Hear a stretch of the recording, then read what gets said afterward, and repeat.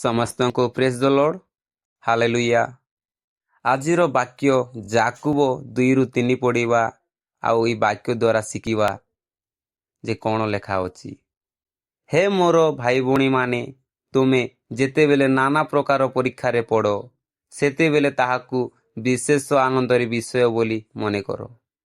ଏହାର ଅର୍ଥ ଏହା ନୁହେଁ ଯେ ଦୁଃଖ କିମ୍ବା କଷ୍ଟ ନିଜେ ଆନନ୍ଦଦାୟକ, ବରଂ ଯେତେବେଳେ ଆମେ ବିଶ୍ୱାସରେ ପରମେଶ୍ୱରଙ୍କୁ ଧରି ରହୁ, ସେ ପରୀକ୍ଷା ଆମକୁ ଆତ୍ମିକ ଭାବରେ ପରିପକ୍ୱ କରେ।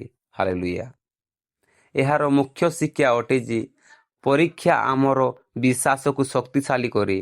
ଏହା ଆମକୁ ଧୈର୍ଯ୍ୟ ଓ ସହନଶୀଳତା ଶିଖାଏ। ପରମେଶ୍ୱର କଷ୍ଟର ମଧ୍ୟରେ ଆମ ସହିତ ରହନ୍ତି ଏବଂ ଆମକୁ ଗଢ଼ି ତୋଳନ୍ତି। ସେହିପାଇଁ ଖ୍ରୀଷ୍ଟିଆନମାନେ ଆଶା ରଖନ୍ତି ଯେ ପରମେଶ୍ୱର ଏହି ପରୀକ୍ଷା ଦ୍ୱାରା ଭଲ କାମ କରୁଅଛନ୍ତି। ଗୋଟିଏ ଉଦାହରଣ ଦେବି ଆପଣଙ୍କୁ। ଯେପରି ସୁନାକୁ ଅଗ୍ନିରେ ଶୁଦ୍ଧ କରାଯାଏ, ସେପରି ଜୀବନର ପରୀକ୍ଷା ବିଶ୍ୱାସୀଙ୍କୁ ବିଶ୍ୱାସକୁ ଆହୁରି ଶୁଦ୍ଧ ଏବଂ ଦୃଢ଼ କରେ। ଏହି କାରଣରୁ ଯାକୁବ କହୁଅଛନ୍ତି ଯେ ପରୀକ୍ଷା ଆସିଲେ ନିରାଶ ହେବ ନୁହେଁ, ପରମେଶ୍ୱରଙ୍କୁ ଭରସା କରି ଆନନ୍ଦ ଓ ଆଶା ସହ ଅଟଳ ରୁହ। ହାଲେଲୁୟା।